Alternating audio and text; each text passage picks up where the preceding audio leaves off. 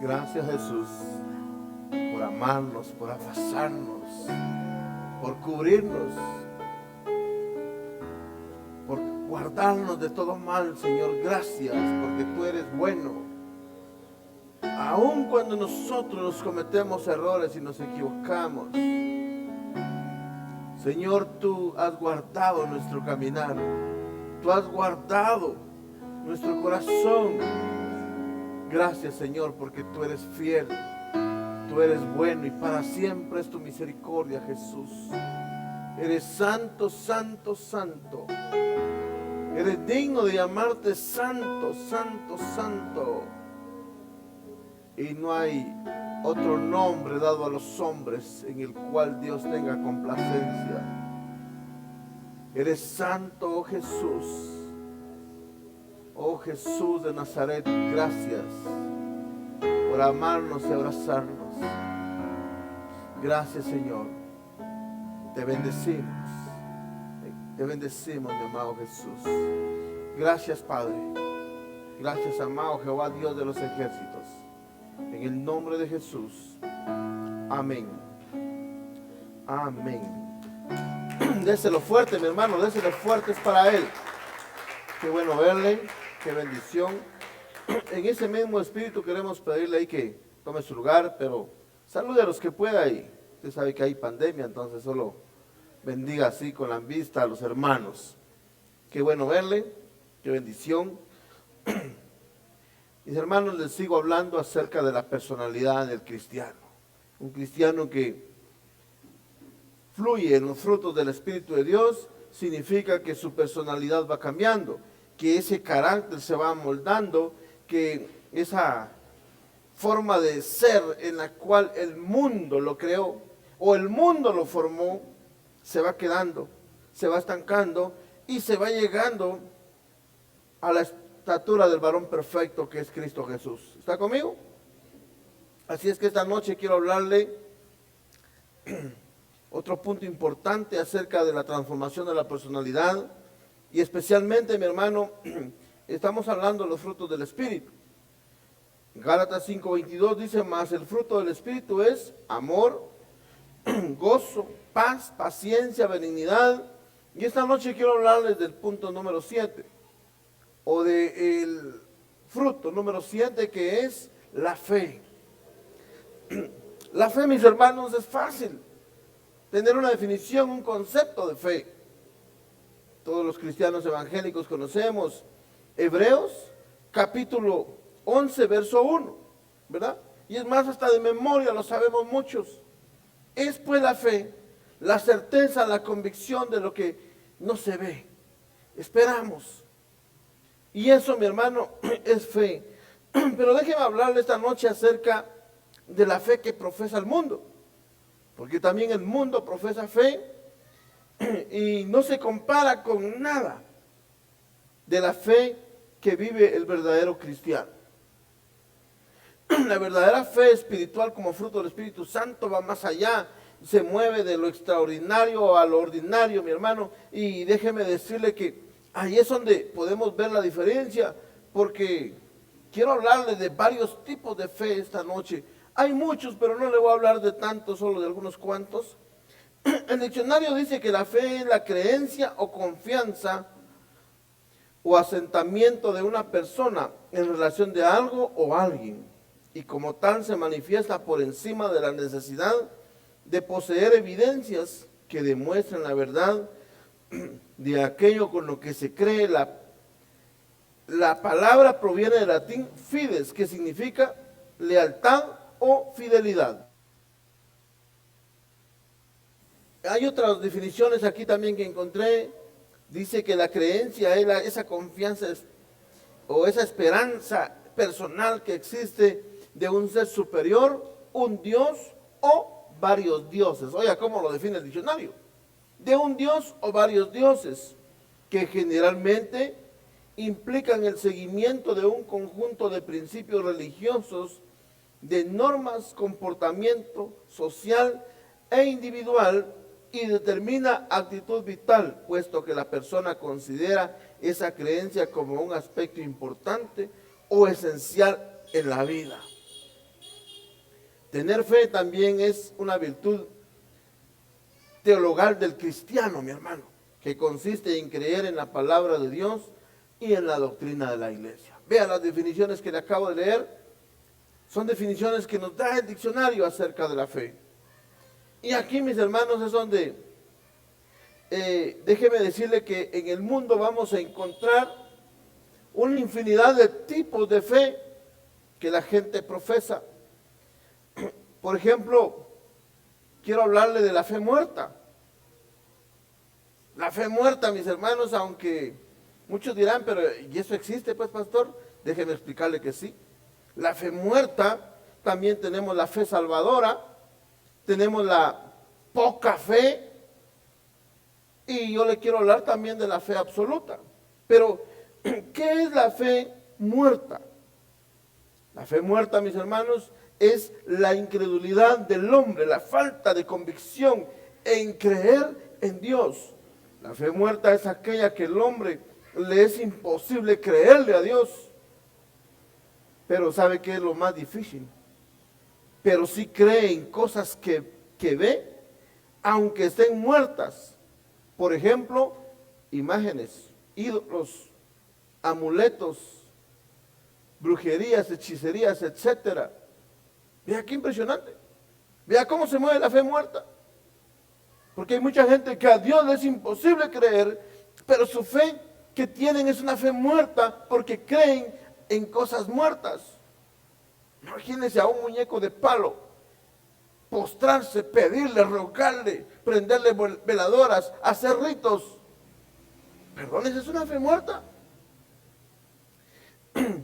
Y Jesús habló en una ocasión y dijo en Mateo 13:58, si gusta, léalo.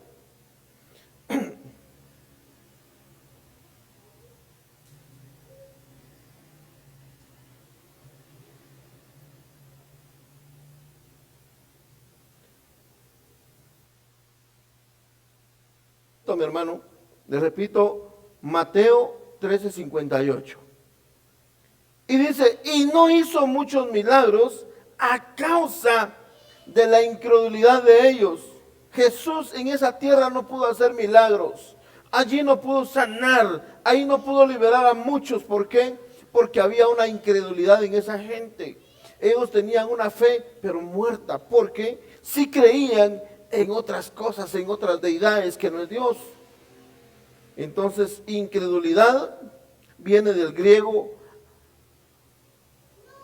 apistía y apistos, que significa falta de fe, no creyente, término que aparece en la segunda carta a los Corintios 6:14, también en Tito 5:8, y la connotación de la negación de la fe y del evangelio de Cristo. Una fe muerta, mis hermanos, es aquellos que niegan que un Dios supremo pueda hacer una obra en sus vidas. Esa es una fe muerta. Mucha gente, mis hermanos, hasta el día de hoy, busca a un Dios que no es Dios. Buscan ayuda donde saben que es pecado, pero aún así, miren la gente que va con los brujos, mis hermanos, con los hechiceros, con los curanderos, la gente que tiene un negocio y se pone a regar cosas afuera de su negocio para llamar clientela. Mire esa fe, es una fe muerta, porque ahí no hay nada de vida. La fe viva está en Cristo Jesús. ¿Está conmigo? Y también quiero hablarle de la segunda fe que le hablaba, la fe salvadora. ¿Qué es la fe salvadora, mis hermanos? Es aquella que se alcanza cuando el hombre o la mujer, por una gran necesidad, acude a Dios. Por ejemplo, mis hermanos, aquellos que especialmente han agotado todos sus recursos, aquellos que estaban enfermos, fueron con un médico, fueron con otro, fueron con un especialista y les dijeron, mire, vaya con tal curandero, ese es bueno, con ese brujo, ese lo va a sanar. Fueron también y no pasó nada. Y entonces, mis hermanos, empezaron, mire que fulano es tal, que si esto, que lo otro, que vaya a prender unas veladoras a aquel santo y ese le va a hacer su milagro. Y no pasó nada. Después de años donde la gente ya se está muriendo, mis hermanos, déjeme decirle que, por último, lo último que dejan es a los evangélicos. Lo último que esa gente deja es buscar una iglesia cristiana evangélica. Le hablan, fíjese que en tal iglesia están orando y pueden orar por usted y usted puede ser sano. Y es lo último que la gente deja. Primero buscas otros medios, otros recursos, y entonces, mis hermanos, se agota todo. Y a eso se le conoce como la fe salvadora. Porque al final de los finales, dicen, bueno, puede ser que los evangélicos sí tengan razón, entonces voy a ir. Y llega una iglesia cristiana X o Z, y ahí se le presenta el plan de salvación, y ni modo, ya está al borde de un abismo, está a punto a morir, su matrimonio está deshecho, la relación está acabada, ya todo está perdido. Lo único que, o sea, no pierde nada aceptando a Jesús. Ya todo está perdido. ¿Qué más tiene que perder? Entonces, ni modo, pues no le queda otra más de que decir, yo acepto a Jesús. Yo lo recibo en mi corazón. Y entonces, mis hermanos, se le empieza a ministrar y empieza a orar una obra de Dios perfecta en la vida de esa persona. Y a eso le llamamos esa fe salvadora. Y le voy a poner un ejemplo en Lucas 8:43 al 48. No vamos a leer todos los pasajes, pero busquen Lucas 8:43 al 48. Dice, una mujer que padecía de flujo de sangre, desde hacía ¿cuántos? ¿Cuánto dice su Biblia? 12 años. Y había gastado todo en médicos, todo cuanto tenía. Pero aquí no dice qué tipo de médicos visitaba. Aquí no está diciendo qué tipo de médicos. Pudo haber ido hasta con curanderos. Pudo haber ido con brujos, con hechiceros, que entre comillas sanaban, curaban a la gente. Pero dice que había gastado todo cuanto tenía y por ninguno había podido ser curada. Esa persona, yo no sé si usted ha conocido gente que le dice, mire usted, ¿qué es lo que tiene? Viera usted que tengo esto y estos síntomas, tome tal cosa usted porque eso tomé yo y me cayó bien y sané. Y compra su medicamento, va a la farmacia, se lo termina y no pasó nada. Pero alguien más le visita y usted, ¿qué tal, cómo está? Pues aquí viera que con este problema, yo tomé tal agüita, usted cosa, estos montes, esos son buenísimos, le van a caer bien. Y se los toma y no le pasó nada. Sigue igual y peor. Y esa gente, mis hermanos, aquí podemos ver 12 años, imagínense. 12 años de estar con esa enfermedad.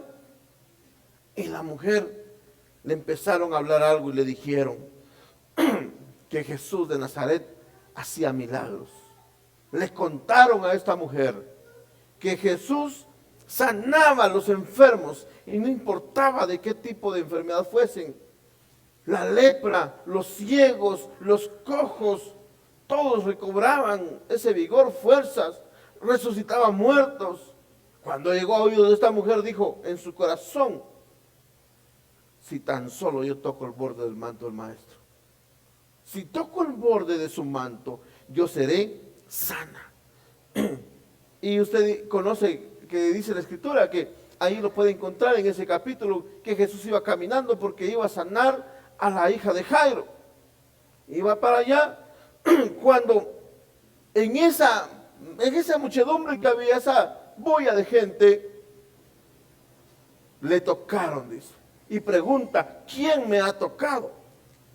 Negando todos, dijo Pedro y los que estaban con él, maestro, la multitud te aprieta y oprime y dices, ¿quién es el que me ha tocado? Imagínense, estos no entendían lo que estaba pasando en Cristo Jesús, pero Jesús dijo, alguien me ha tocado, porque yo he conocido que ha salido poder de mí. Salió una virtud, salió un poder, una fuerza. Y él dijo, alguien me tocó. Entonces cuando la mujer vio, dice, no había quedado oculta, sino que vino temblando y postrándose a sus pies, le declaró delante de él todo el pueblo por qué causa le había tocado y cómo al instante había sido sanada. Y él le dijo, hija, tu fe te ha salvado. Mucha gente va en busca de un milagro a una iglesia, mis hermanos. Mire, cuando se dice va a venir el predicador fulano de tal, peor si es alguien reconocido, el profeta fulano de tal o el apóstol. Y si se conoce que es una persona reconocida en el ámbito espiritual, hermano, la gente empieza a contarle, tal día viene fulano de tal, y entonces se llenan las iglesias. ¿Por qué? Porque la gente anda buscando un milagro. ¿Por qué? Porque hay una fe salvadora, que es el último recurso que les queda. Es el último recurso, y como ese último recurso, buscan al Señor y buscan su milagro y lo reciben. ¿Por qué? Porque esa es la fe salvadora también. Puede ser un milagro, como también puede ser aceptar a Jesús, porque no le queda de otra. ¿Está conmigo? Ahora veamos algo más. La poca fe. Ese es otro nivel de fe. El pueblo de Dios es muy común, y en el pueblo de Dios es muy común ver a hermanos así, mi hermano. Ver a hombres y mujeres de poca fe. Y eso hace que con el pasar del tiempo la fe se vaya debilitando. Y usted me dirá, pastor, ¿y la fe se gasta? Mire, es como un combustible. Si un vehículo no tiene combustible, ya no camina. Se apaga la máquina y ya no avanza. Entonces es necesario que antes que la fe que el combustible se termine, pasar a la gasolinera a comprar combustible. Claro, nosotros no compramos la fe como en una gasolinera, pero es necesario llegar a la presencia del Señor y ser llenos de la fe cada día y más de ella. Entonces la fe se acaba así. Porque si hoy tengo fe y recibí fe, eso no va a ser para toda la vida. Yo necesito buscar la presencia del Señor, llenarme de fe y seguir creciendo en la fe. Pero cuando no pasa eso, mis hermanos, hay mucho cristiano, hay mucho hermano en Cristo Jesús que ya tiene a Jesús en su corazón, creen en Él, confiesan a Jesús como su Señor, y cuando tienen un problema pequeño, confían en Dios y Dios se lo soluciona. Pero cuando están atravesando una adversidad, cuando el problema es de mayor dimensión, cuando las cosas son más fuertes, ahí, mis hermanos, esa fe que ellos tienen no les alcanza para poder suplir esa necesidad, ese problema. ¿Por qué? Porque la gente es de poca fe. Entonces hay poca fe también. ¿Y qué tenemos que hacer? Crecer en ella, mis hermanos. Le pongo un ejemplo siempre en Mateo 8, vaya al verso 23.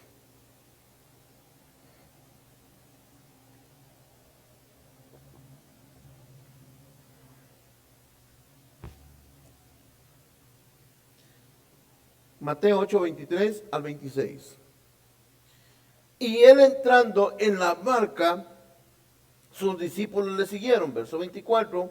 Y he aquí que se levantó en el mar una tempestad tan grande que las olas cubrían la barca, pero él dormía. Estamos hablando de Jesús. Verso 25. Y vinieron sus discípulos y le despertaron diciendo: Señor, sálvanos, que perecemos. Y en el verso 26 se les dijo: ¿por qué teméis, hombres de poca fe? Entonces levantándose, reprendió los vientos y a la mar, y se hizo gran bonanza. Hubo paz. Se calmaron las aguas, la tempestad se quitó. Aquellos tuvieron paz en su corazón porque sentían que iban a morir. Vea, ¿cuánto cristiano? O yo no sé si le ha pasado alguna vez, que cuando las cosas son pequeñas, su fe ahí está. Pero cuando el problema es mayor, hermano, como que no tuviera fe. Y entonces no es que no tenga fe, sí tiene fe, pero ha sido poca su fe. Entonces usted necesita llenar su tanque de fe. ¿Y cómo se llena el tanque? Sumergiéndonos en la presencia del Señor, buscándole. Ahora, le voy a explicar también cómo es que uno se llena de fe, mi hermano, porque aquí es donde las cosas cambian. Pero también hablaba de una fe a la que yo le puse la fe absoluta o a la medida más grande de fe. Porque también en la carta a los romanos nos habla de la medida de fe, que Dios da una medida de fe. Entonces esa fe absoluta, mis hermanos, es aquella que los hijos de Dios llegan a alcanzar. Y déjeme decirle que los que están en ese nivel de una fe absoluta, una llenura total de fe, les va a ser muy fácil vivir la vida. El hombre, la mujer que tiene una llenura de fe, mi hermano, déjeme decirle, vivir la vida va a ser tan fácil. Porque cualquier problema que le toque enfrentar en la vida, se va a dar cuenta que Dios tiene una respuesta para cada necesidad. Por eso, mi hermano, yo les he dicho, en su Biblia usted tiene una respuesta para cada situación. Y no importa si hoy los tiempos son modernos, su Biblia tiene vida. Y yo le hablaba a unas personas y les decía, mire, ¿se recuerda cuando salió el Windows 7? La gran novedad. Pero antes había otro que se llamaba el XP.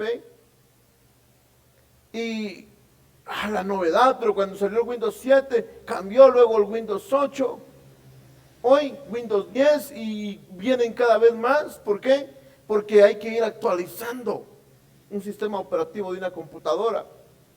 Pero la Biblia, mis hermanos, es una Biblia que tiene vida y se mantiene actualizada. No importa la generación que esté viviendo, no importa el tiempo que estemos, la Biblia siempre va a estar actualizada. ¿Usted lo cree? Pero entonces el hombre, mis hermanos, que tiene una fe absoluta, cuando está atravesando un problema, entonces hace uso de la palabra. Hace uso de la palabra de Dios y entonces, mis hermanos, soluciona sus problemas. Y la vida le es más fácil. Y déjenme decirle que los que tienen ese nivel saben quiénes son y a dónde van. Y yo le quiero poner unos ejemplos de cómo hablaba Jesús de esa gente que tenía esa fe. Porque también Jesús habló de la gente que tenía una fe absoluta, una llenura total de fe. Lucas capítulo 7, verso 1 al 9. No lo vamos a leer todos, pero usted conoce esto, pero quiero leerle algunos versículos.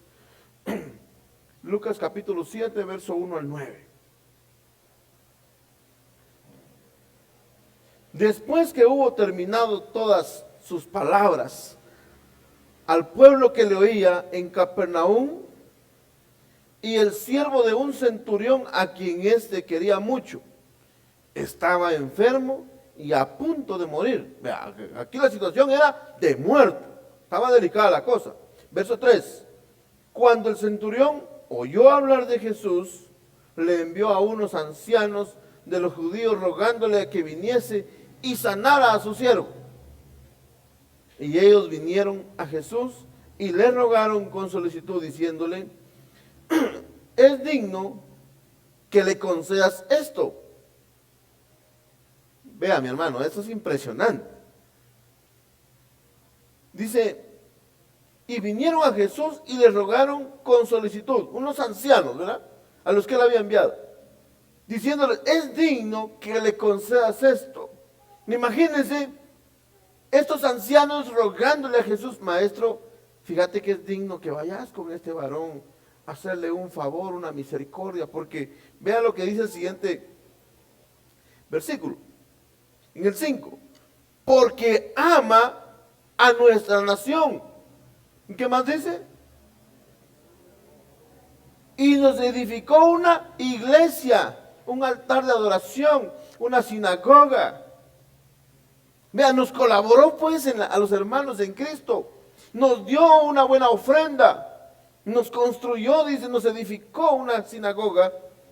Y entonces Jesús, dice en el verso 6, fue con ellos. Pero cuando ya no estaba lejos de la casa, el centurión envió a él a unos amigos, ya no eran ancianos, sino amigos, diciéndole: Señor, no te molestes, pues no soy digno de que entres bajo mi techo. Por lo cual ni aún me tuve por digno de venir a ti. Pero di la palabra y mi siervo sanará. Y mi siervo será sano. Porque también yo soy hombre puesto bajo autoridad y tengo soldados bajo mis órdenes. Y digo a este: ve y va, y al otro: ven y viene. Y mi siervo, a mi siervo, haz esto, y lo hace. Al oír esto Jesús, ¿qué dice? Se maravilló. Dijo: wow, este hombre sí es distinto. Este es diferente. Este no es igual a todo el mundo. Porque ese no es de poca fe, como sus discípulos. Sus discípulos eran hombres de poca fe. Habían unos que tenían fe muerta, como muchos fariseos, maestros de la ley de ese entonces. Otros, mis hermanos, tenían una fe salvadora únicamente. Pero este hombre no. Este hombre se estaba moviendo a otro nivel. Al oír esto, Jesús se maravilló y volviéndose dijo a la gente que le seguía: os digo que ni aún en Israel he hallado tanta fe. Qué impresionante. Ni todo Israel tiene tanta fe, pero este hombre la tiene más que todo el pueblo, toda la nación. Eso estaba diciendo. Tanta la fe. Hermano, es impresionante cuando alguien tiene fe, una fe absoluta, una convicción, creer. Ahora, ¿qué hizo que este hombre tuviera fe? ¿Qué fue lo que hizo que este hombre tuviera fe? Regresemos al verso 3, Lucas 7:3. Alguien que pueda leer Lucas 7:3.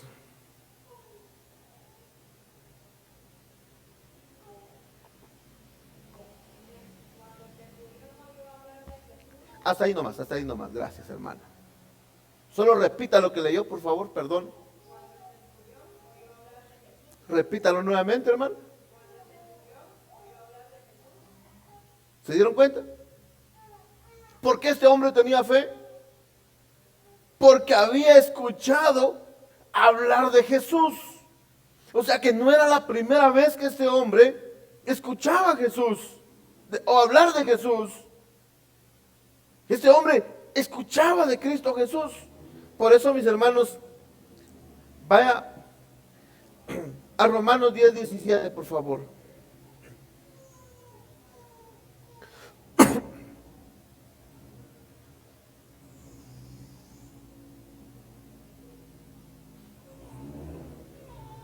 Romanos 10:17 dice: así que la fe es por oír, y el oír, ¿qué? La palabra de Dios. Y como Jesús es Dios, la fe de este centurión creció a un nivel impresionante. Hebreos 11 define que fe es pues la fe, la certeza de lo que se espera, la convicción de lo que no se ve. Eso es la fe. Y el centurión lo tenía bien claro en su corazón, en su mente, en su alma. Porque él no creía por lo que veía, sino que él creía por lo que oía. Porque es muy distinto oír a ver. Mi hermano, es impresionante. Pero ¿sabe qué es lo peor? Aquí la gente, para que se le quede, tiene que ver y oír. Una película. Como la vieron y la escucharon, ¿De memoria se saben los guiones? ¿Aló? Mire, yo tengo un sobrino que estaba pequeñito, el ingrato, pero es que a mí me daba risa. Una vez en la casa había un disco no me recuerdo de los mosqueteros, de Mickey Mouse y otros. Y él así viendo. Mi hijo le digo, pero en tu casa tienen DVD, sí. Si quieres te llevas el disco y lo miras también en tu casa. Gracias, tío. ¿Nunca habías visto esa película? Bien, ya la vi como unas 1400 veces, me dijo el pato. Pero se la quería volver a ver. Imagínense. Porque se sabía todos de memoria los guiones de esa caricatura. Entonces, eso pasa con la gente aquí. Pero el centurión no había visto nada. Él solo escuchaba, pero aprendió a oír. El problema es que hay mucha gente que está en la iglesia, no solo viene de vez en cuando. Ay, perdón, hermano, usted es de los que vienen siempre, ¿verdad? Mucha gente viene de vez en cuando, entonces oye poco. Y en su casa, en vez de tener una radio cristiana, la sabrosona pone, ¿verdad? ¿Sí? Mucha gente así. Entonces, en vez de llenarse, de edificarse con la palabra, lo que hace es poner distracción. Y cuando viene a la iglesia, no pone atención. Allá afuera están acelerando ese carro tan feo de una vez, ¿verdad? ¿Sí? Y se enoja, se molesta. Y se perdió la enseñanza. ¿Se perdió la enseñanza? ¿Será que dejé conectada la plancha? ¿O la desconecté? Se pasó todo el servicio pensando que si la olla de frijoles, si se le queman o solo viendo el reloj y que el pastor termine para irse porque se le van a quemar los frijoles. ¿Y los ladrones? Pensando en el trabajo del día siguiente. Mañana tengo que hacer esto, el pastor no se apura, yo tengo que descansar y dormir. Ay, perdone. Y entonces, mi hermano, ¿qué escuchó? Ni jote. Nada. Se fue en blanco. Se fue a cero. Este centurión no. Este centurión había escuchado ya de Jesús. Y yo me imagino que este hombre, vos y contame qué fue lo que vistes. Porque él dijo, yo no soy digno de que tú entres a mi casa. Él sabía que no era digno. Porque para el pueblo hebreo era pecado que comer a la mesa con un judío, con un romano, perdón, con un griego. Ellos no podían sentarse a la mesa. Entonces este hombre conocía ya la ley. Ya había interpretado la ley, ya la había escuchado. Entonces él sabía que tenía un límite. Y ese límite, él creía que iba a ser imposible. Pero cuando escuchó que Jesús venía cerca, dijo, no, mi criado, mire, no era un milagro ni para él. Qué tan bueno había sido ese criado con este hombre. Atreverse a ir a implorarle a un súbdito por decirle algo, mi hermano. Porque el centurión estaba en autoridad arriba de Jesús. Pero él vino y le fue a rogar y le fue a implorar, Señor, solo da la palabra. Solo di, mi cielo va a sanar. Yo sé que tú eres poderoso. Yo sé que tú vienes del cielo. Yo sé, Señor, que tú eres Hijo del Dios Altísimo. Solo da la palabra. Pero ¿cuánta gente hoy va a la iglesia y esa fe no tiene? A mí me impresiona Romanos 12:3.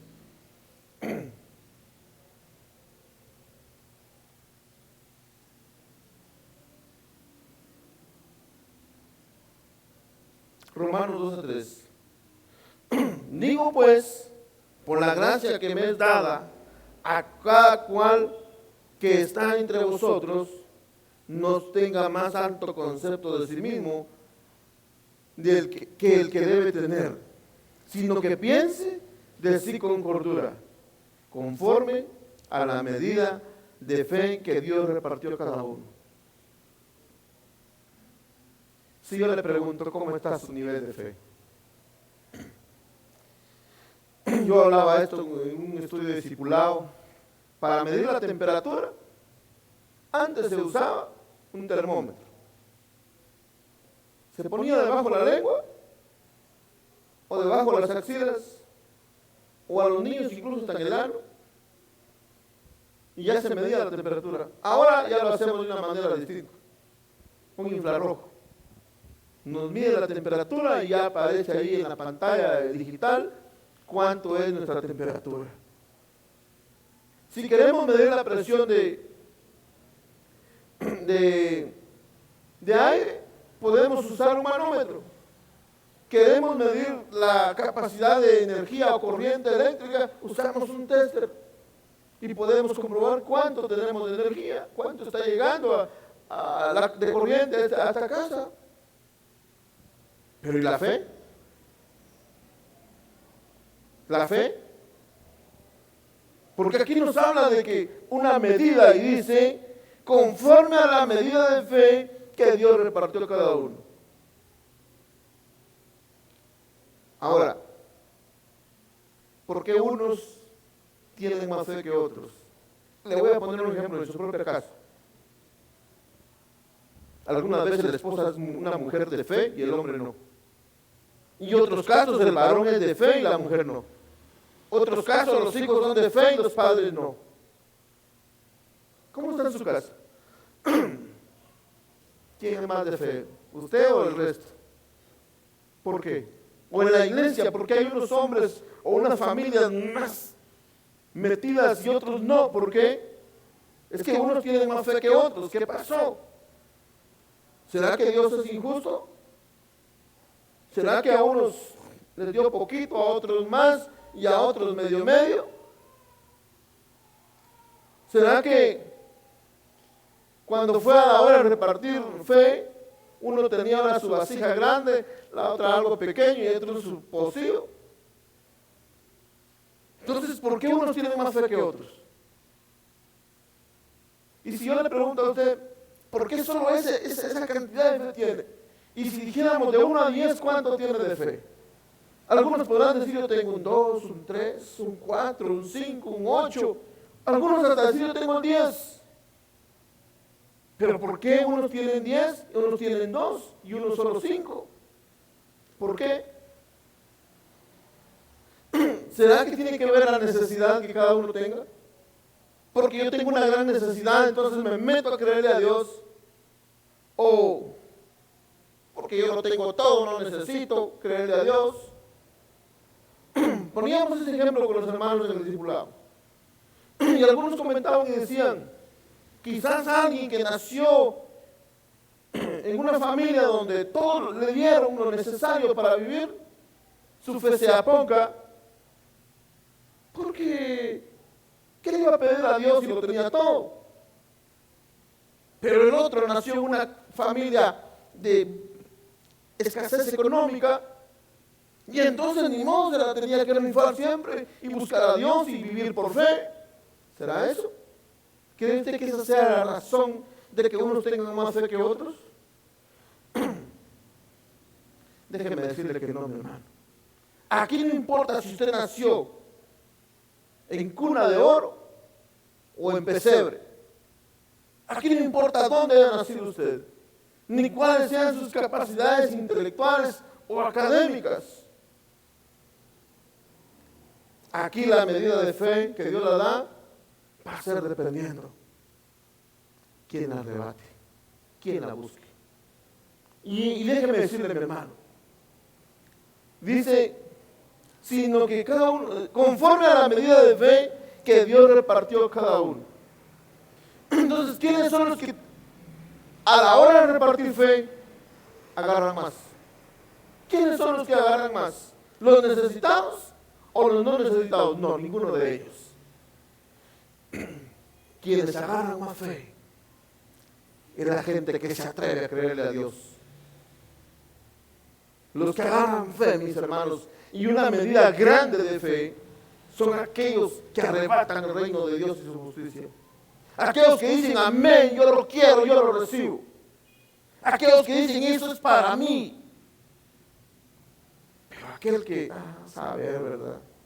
Solo Dios lo sabe. Uy, poca fe. Su puchito de fe, ¿verdad? Por eso, mi hermano, Dios quiere repartirle fe esta noche. Pero ¿cuánto quiere usted? Y le voy a poner un ejemplo, mi hermano,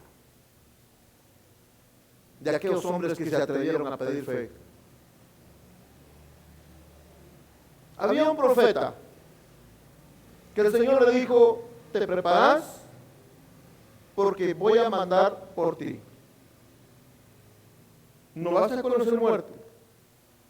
Voy a mandar un carro, le dijo, a que te vaya a traer. Así es que estás pendiente. Y este hombre se llenó de gozo, de alegría. Y entonces le dijo a su criado, a su siervo: mira, yo quiero que te quedes allá porque es necesario que yo parta de la presencia del Señor. ¿Sabe de quién estoy hablando? ¿De quién? ¿De quién, hermano? Elías fue arrebatado. ¿Pero quién era el criado? Y le dijo: te quedas allá porque yo voy a partir con el Señor. Y este hombre no se le despegó, mi hermano. Se devolvió sombra. A donde iba detrás. Y a donde iba el profeta, iba el otro detrás. Ya andaba pegado. Y le dijo: mira, ya el carro viene, ya lo estás viendo, ya viene, mira, ya me tengo que ir. Pero fuiste excelente conmigo. Fuiste un siervo ejemplar. ¿Qué quieres que yo haga por ti? ¿Qué quieres que yo haga por ti? ¿Qué le dijo? ¿Alguien sabe qué le dijo? Yo quiero el doble de lo que tú has tenido. ¿Qué tal? Cosa dura has pedido, le dijo. Cosa grande has pedido. El profeta, un hombre de Dios que fue arrebatado a la presencia del Señor. Y el otro quería el doble de eso. Y le voy a poner el pasaje del Nuevo Testamento. Otro hombre que también pidió, pero lo pidió mal. Había un hombre llamado Simón que había sido brujo, hechicero, pero se convirtió en el Evangelio. Y cuando los discípulos de Jesús estaban orando y ministrando, la gente era llena del Espíritu Santo de Dios. Y como eran llenos del Espíritu Santo, dijo: wow. Se metió la mano en la bolsa y le dijo a Pedro: te voy a pagar, pero me das también a mí de eso, para que cuando yo ore por la gente, también reciban al Espíritu de Dios. Él quería comprar con dinero. ¿Y qué le dijo el apóstol? Tu dinero perezca contigo. Arrepiéntete, te vas a ir al infierno, le dijo. Y no recibió la unción del Espíritu Santo, no la recibió. ¿Y por qué el otro sí? Cosa grande has pedido, pero hagamos un trato, le dijo. Cuando yo vaya en el aire, voy a tirar mi manto. Si lo agarras en el aire, lo que has pedido te doy. Mire qué poder, qué unción y qué poder de este hombre. Habló de parte de Dios. Habló como que este profeta fuera un Dios. Porque le dijo: te voy a dar de la unción, el doble. Y el otro, ni lento ni perezoso, solo viendo a qué hora soltaba aquel el manto. Y la Biblia no dice si fue a 2 metros de altura, a 3, a 5, a 10, a 20, no dice. Pero lo que dice es que le tiró el manto. Y el otro lo agarró en el aire. Y fue lleno de la unción del Espíritu de Dios. ¿Por qué? Porque la fe, la medida de fe, es para aquellos que arrebatan el reino de Dios y su justicia. ¿Está conmigo? Póngase de pie, mi hermano, y busque fe esta noche. Busque fe. Vamos a ministrar la presencia del Señor en este lugar. Así es que aférrese a lo que esta noche aprendió. Porque aquí hay testimonio. Aquí hay poder, gloria y autoridad. Dios lo quiere bendecir, mi hermano. Y Dios le quiere bendecir en gran manera. Yo no sé si alguien lo está creyendo, pero Dios quiere hacer algo grande en usted. Dios no lo llamó para las cosas pequeñas. Dios no lo llamó para que fuera un cristiano común y corriente, para que fuera un evangélico a medias. Dios lo llamó para hacerlo grande en medio de las naciones. Si Dios dijo, Dios hará y Dios cumplirá su palabra. Él quiere bendecir las obras.